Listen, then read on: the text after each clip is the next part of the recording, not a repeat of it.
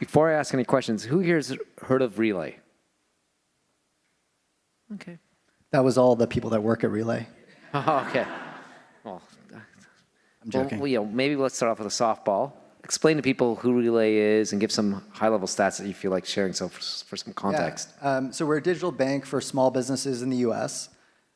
We serve 150,000 small businesses, have $1.5 billion in deposits. The core challenge that we set out to solve was really like helping these businesses understand their cash. That is like their number one problem, the thing that is existential for them. And so we've been doing this 8 years. Had a lot of success, a lot of failures along the way, learned a lot, and I'm excited. I saw some of the spicy questions you have queued up.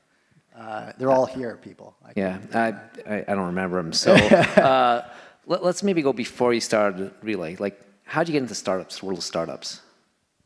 So, I mean, kind of going back, I was originally going to be a lawyer, which turned out to not be something I was like very. How's the energy in the room? We're feeling good? We're ready? Yeah, let's go. Come on. Woo. There we go. I know. It's like almost 8:30. It's almost bedtime. So I was on the path to like go be a lawyer. I was desperately trying to find like my path out, and my family was split between like lawyers and entrepreneurs. And so I had a couple friends, and we were like, okay, we're gonna start something. We're gonna work on an idea. I think we tried to start like a travel agency at first. That didn't work. That was a bad idea. And then we ended up landing on this idea that ended up being called Vuru. It was like not a very good name. It was like Value Guru put together. It was kind of like a stock research app. And we started working on it. We were like 22, knew nothing, made it up on volume and energy and a bit of anger. And that was where it all started. And what happened with Vuru? That was the worst pronunciation I think I've ever heard. It was Vuru, V-U-R-U. Yeah, I know. Sorry. We've gotten better at naming things, I think, over time. So we were acquired by a company called Wave. If you know Wave, at the time it was Wave Accounting, so it was like an accounting platform for micro SMB. So looking back at what you did with Vuru, what were the biggest takeaways and how did it shape how you looked at Relay? I mean, what are the takeaways? Don't have a free product that you expect to make money on ads if you don't have a very sticky product. So we had a lot of churn. There were a lot of better learnings from Wave and other places. Well, that's interesting because you got acquired by Wave, which also had that business model. They were trying to do the Groupon, if I remember correctly, give away accounting software, and we'll get Groupon deals for small businesses. So what happened? What happened at Wave? What did you do there? What did you learn? Yeah, so that was actually my pitch to them. I was like, oh, we're Wave Accounting for stocks. There you go. We joined there to basically build out the personal finance side of their product because like the personal finances and the small businesses finances are kind of like intertwined. And we actually built the first growth team there.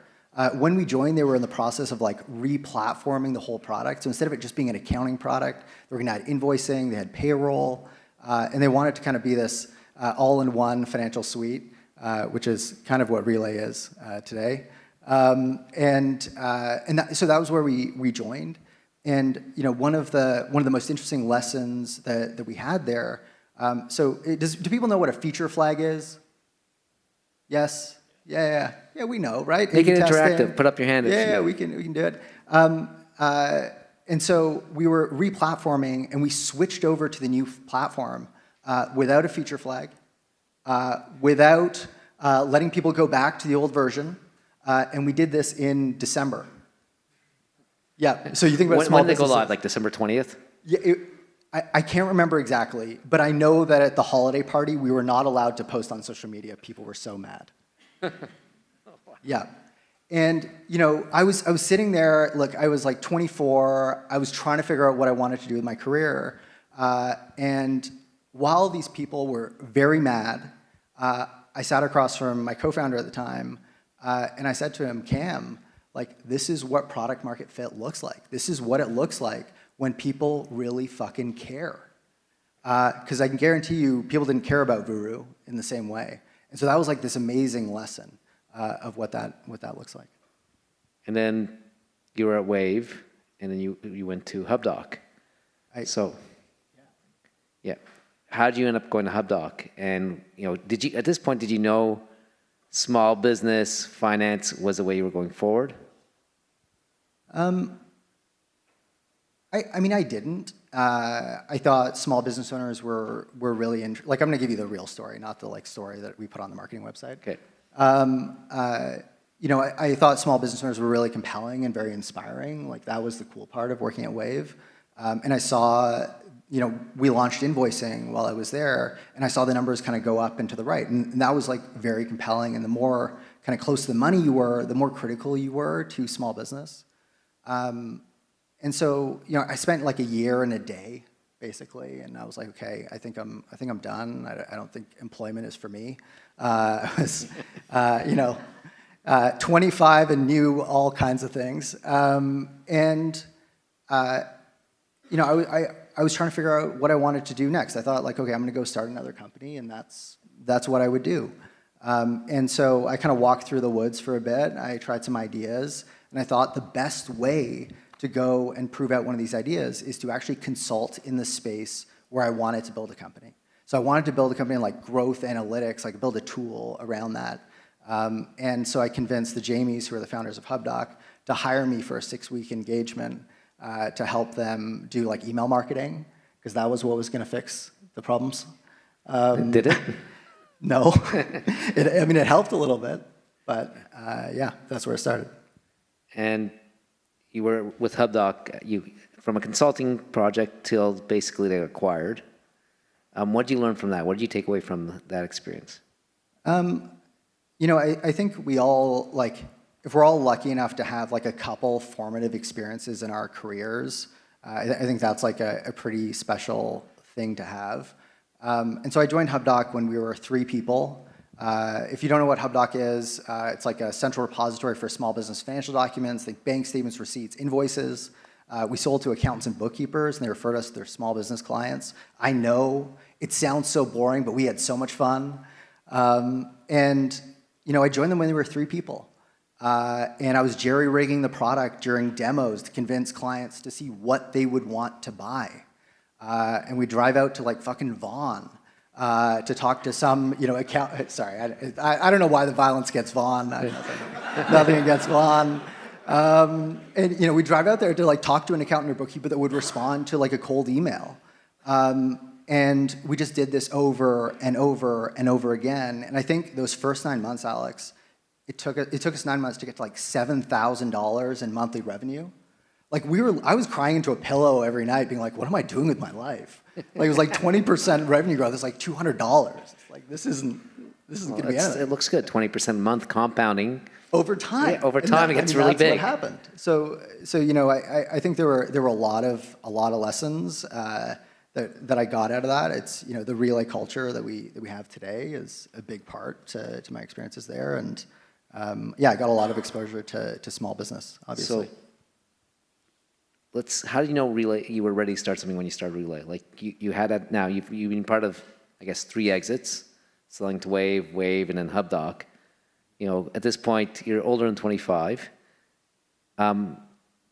Did you have the idea for Relay first? Did you know you want to start something? How did you go about actually starting Relay? I was at HubDoc for 4.5 years. I would describe that period as begrudgingly employed.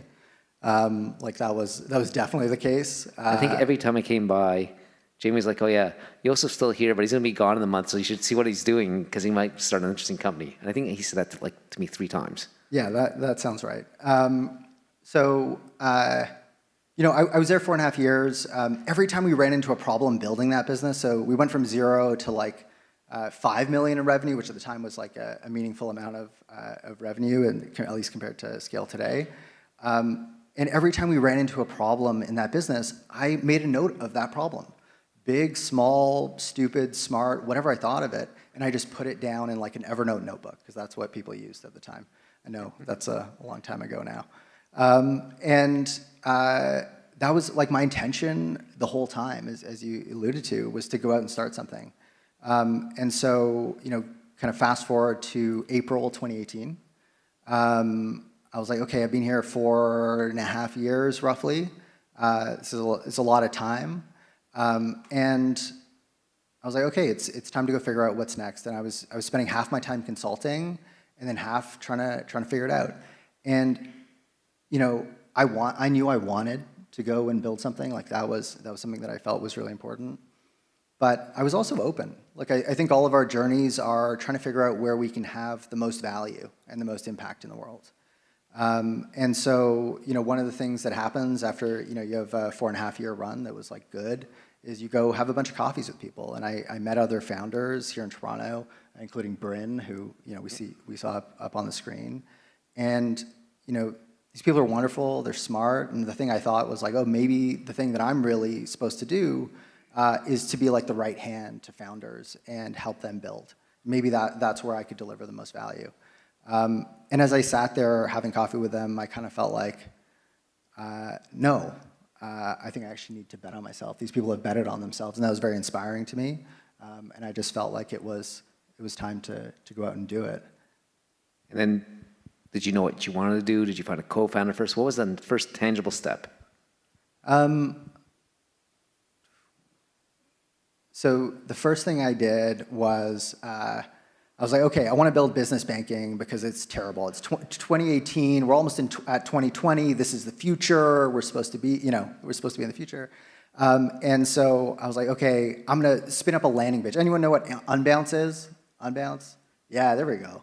They were hot for a while. They were hot for a while. It's like, if you don't know what it is, like a marketing automation landing page tool. And so I spun up a landing page, like free business banking, like put in your email here. And it was a crappy landing page. But I was like, okay, I did some marketing. I'm going to spend some money to drive traffic to this page and see if I get any conversions. Like a smoke test, like Noman mentioned. And I got a sum total of 1, 2, 3 leads. Yeah, it was good. It was good. Conviction right there. 3. Conviction. I was like, I'm in. Let's go. Let's go spend 10 years building this thing. And so, I reached out to every single one of them, all 3. I reached out to them, and all of them did not respond to my emails. And I was like, okay, maybe I can find them on LinkedIn. That didn't really work. And so I was like, okay, well, I got to go talk to people. I got to go learn. So how do I do that? And then I had this wonderful realization. Small business owners are everywhere, right? Right? Yeah. And so I thought, okay, I'll just go walk into a coffee shop, a bakery, a restaurant, and meet these business owners. So I went to Kensington Market. I went to Koreatown. I went all over the city like, meeting people. Huh? Did you go to Vaughan? Vaughan? No, I skipped Vaughan. Okay. I had enough Vaughan. I'm sorry to the Vaughan people.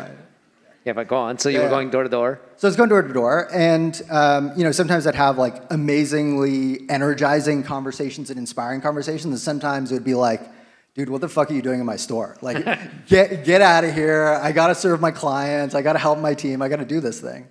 And one of the inspiring, who's been to Wanda's Pie in the Sky in Kensington Market? Yeah. Okay, cool. Nice spot, right? Great. Yeah.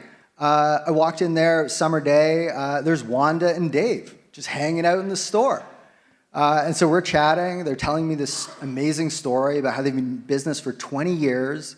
They had to take out a $400,000 home equity line of credit that they had just paid off. And we're now trying to think about, like, hey, how do they manage their finances better? And what are the challenges that they have?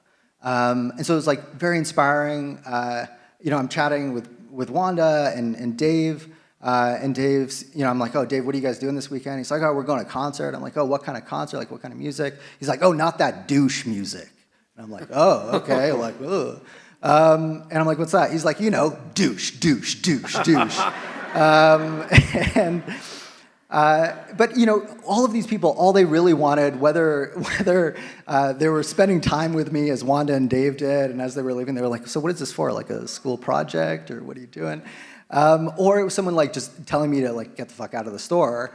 All they wanted was like this big red easy button for their finances. They wanted to be able to understand what was happening. They really wanted to focus on the things that they care about, the reason they started their business, right? Which is delivering an amazing service, building a great product, building their team. And that was really like the beginning. So you got the inspiration, you got the customers. talk to everyone in Canada, but you serve the US. How did that happen and why? So this is going back to kind of like fall of 2018. We officially incorporated the business like kind of October 2018, got going kind of early 2019. Paul is my co-founder and our CTO, and both of us had this view that it takes 10 years to build anything meaningful, right? 10 years is a long time. You're going to work really hard. You're going to have a lot of late nights. You're going to go through highs. You're going to go through lows. You're going to question it all at certain times. You're going to be like, fuck, this is great, at others. And, we had this choice between going and building here in Canada, purely for Canadian businesses, or going to the US. I think if the financial infrastructure was equivalent between Canada and the US, I think we still would have chosen the US, and I'll tell you why, but at the time it wasn't. Is because if you're going to spend 10 years of your life working on something, our view is that you kind of want to work on the most ambitious version of the idea that you've chosen.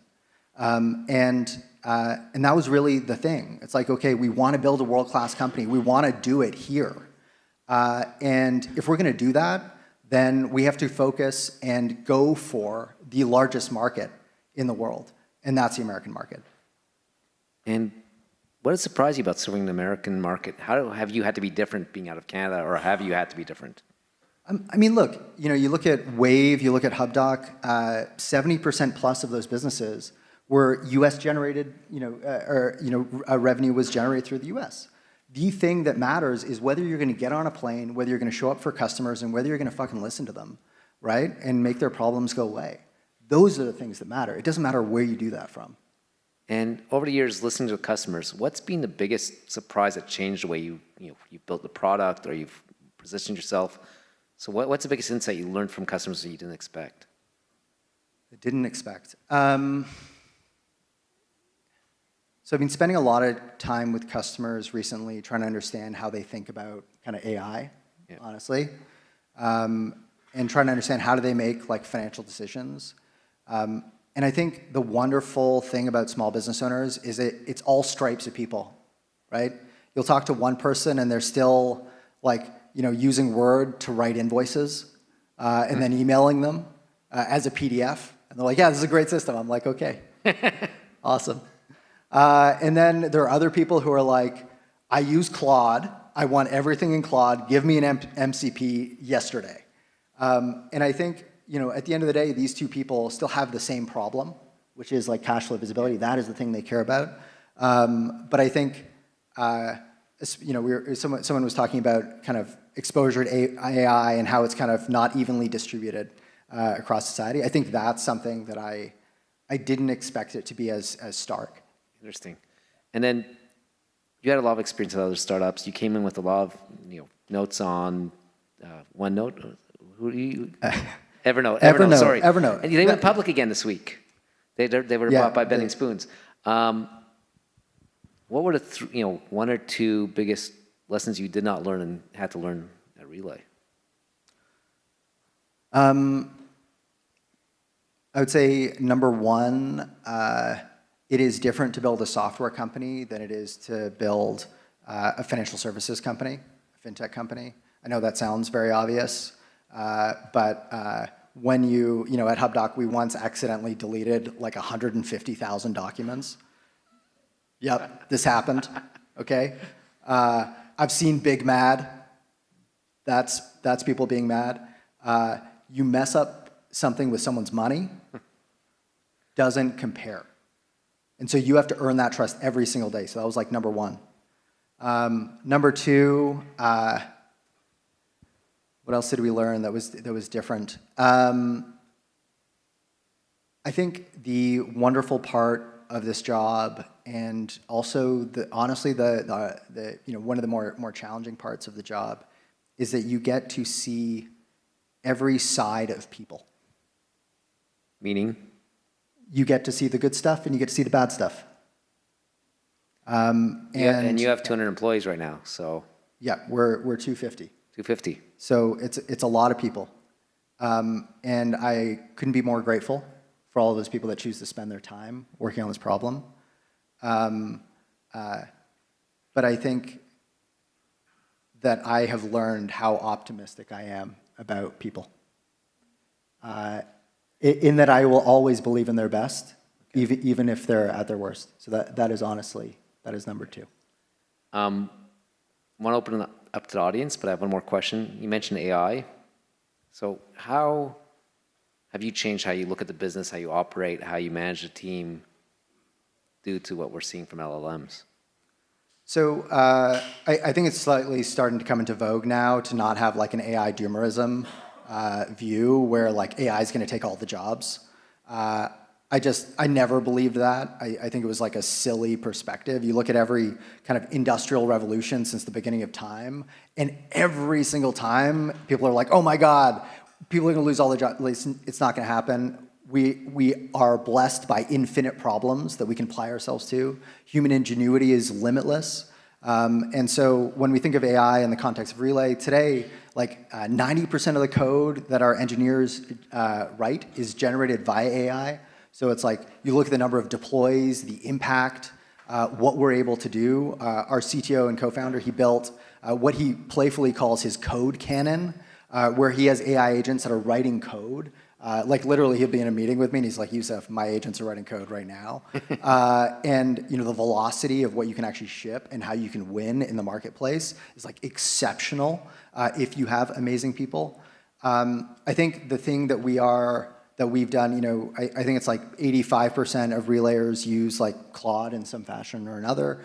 I think the place that we're at is we have a lot of like kind of like local agents or local skills, and now we are going to the back half of this year making a huge effort to create standardized agents. So and like team-wide skills, so it's consistent and there's Exactly. knowledge share. Interesting. Yeah, and I think fundamentally, like if you have amazing people, AI is this great enabler that allows you to get even more and have them have even bigger impact, them learn faster, and I think it just furthers the mission.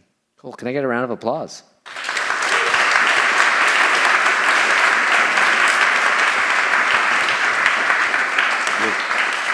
Taking questions from the audience now. And stand up when you ask your question, please. Hello, Yoseph. Great presentation. What is your headcount by the department?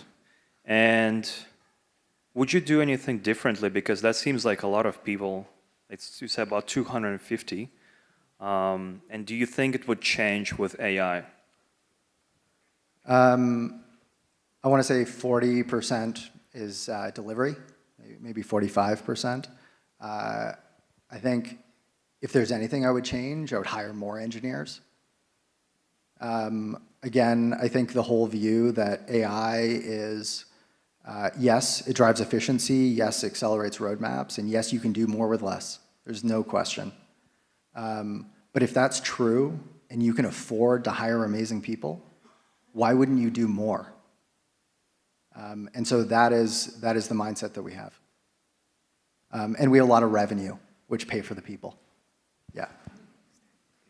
Hi, Yosef. Thank you so much. My name is Jenzi, and I'm a product designer. I want to know one problem that your current user base is facing, and how are you trying to solve that problem, and how product designers are actually contributing into solving that problem, if that's... I mean, like, I asked a lot of questions, but hey. I can answer it. So, you know, one of the core challenges that every small business owner has is they make financial decisions based on their bank balance. Their bank balance is not actually a representation of how much money they have. They have bills that are due this month. They have payroll that's coming out next week. Hopefully they have money coming in. And so we've been playing with this idea of like kind of like a safe to spend number that our product design team is kind of being like, leading the effort around. And so what they've actually built, which is like exceptional, is they've built like a Vercel version of our app, and they actually code their designs using AI. And so we can actually take customers through the experience. So previously you do like customer discovery, you do shitty Figma prototypes, and then you ship it, and then you get the real feedback. You know, we're able to kind of like accelerate that process. And so we have a design engineering team. Our product design team is leading the way on like what are the constructs inside of Relay that enable AI for our customers. Given that you're a lawyer, I have a bit of a technical legal question. Canada is kind of known for being really obnoxious about letting in foreign retail banking. So I'm just wondering, are there any regulatory changes that you would like to see to facilitate perhaps like cross-border operations or expanding into back home? So to the great disappointment of my mother, I just want to clarify that I'm not a lawyer. So we serve the U.S. market. So from a regulatory standpoint, we are a technology partner to a bank, and so we have an a partner bank that underpins our services. I think the second part is, would you like to see any regulatory change in Canada? Oh, I mean, It's okay to say, I don't know. far and wide, yes. That sounds like a discussion for beers. Hi, Yoseph. My name is Nipun Gupta. I'm founder and CEO of Optimus Labs. I'm curious, especially when you mentioned your co-founders built Code Cannon and you're adopting AI at large, how are you governing the use of agentic AI across your company? Because there's this risk of lethal trifecta where agents having access to sensitive data could be doing things that humans don't really want, but they are doing it opaquely. Governance is a really important consideration. So whether we're talking about AI or not, we have tools that monitor for PII usage. So for instance, if there was a simple example, a Google Doc that had some PII in it that was kind of accessible to people beyond the relay walls, or even candidly, if it is accessible within relay walls, that is something that gets flagged. So there are different kind of tools that we use to monitor those sort of considerations. But yeah, we're actually going deeper on AI governance this kind of second half of the year. Hey, Yosef. I'm Samir. My question is, despite all the Vercel example, it sounds like a very hard problem to actually run a company with a lot of engineers from Canada. Every time I go to the US, I'm just amazed on how different that country is. So much more competition, people use different systems, the banking system is completely different. How are you able to run a company of servicing a completely different market out of Toronto? It's all the small stuff. How do your engineers actually get it? So there's a few things that we do. I think in the early days, it's like, how willing are you to get on a plane and go and meet people? I think that's really important. And how do you get in the earliest days, like some of our very early engineers are still with us and actually here with us today. When there were all the PPP loans, we would literally, as a group, we were like 5 people. We'd all call our customers and talk to them about what the options were. And so, the things that we do today at our scale is we fly up small business owners once a month to do a fireside chat with our whole company, spend the day with different product teams so they can be close to it. We also fly PMs and engineers down to the US to go and spend a day or spend a few days with customers. So there's lots of things you can do to stay close to the problem and make sure that everyone understands why we're doing this, why it matters to customers, and the impact that they're having. Last question. Hi, Yosef. My name is Raheem Jawani. Thank you for the insights. Love the hairstyle. I spent the last 15 years implementing ERP systems for SMB, so very interested in this space. And I'm just curious what plans you have for Relay in terms of bigger, ambitious goals beyond what you're doing today. I think the future. So if you think about the kind of cash flow problem that exists for small business owners today, it's okay, I make financial decisions based on my bank balance. I have an accounting solution, a payroll solution, something to manage my bills, maybe my invoicing.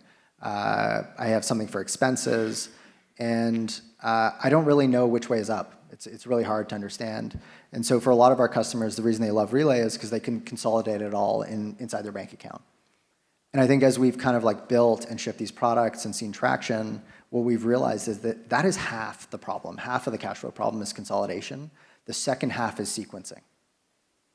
So if I'm a business that invoices on terms that are net 60, but I have to pay my expenses on net 30, I've got a cash flow problem. I have something that's working, but I got to figure it out. And so in an AI-driven world or an AI embedded world, it is possible for Relay to make suggestions around when you should pay your bills, which invoices you should really try and get in the door faster, or how to manage your cash to ensure that you have enough money for payroll. And so that's like the next frontier. And I think in that world, it opens things up to actually be able to be your P&L, to do your taxes for you, and a myriad of other services that would be valuable. Can I get a round of applause for Yoseph?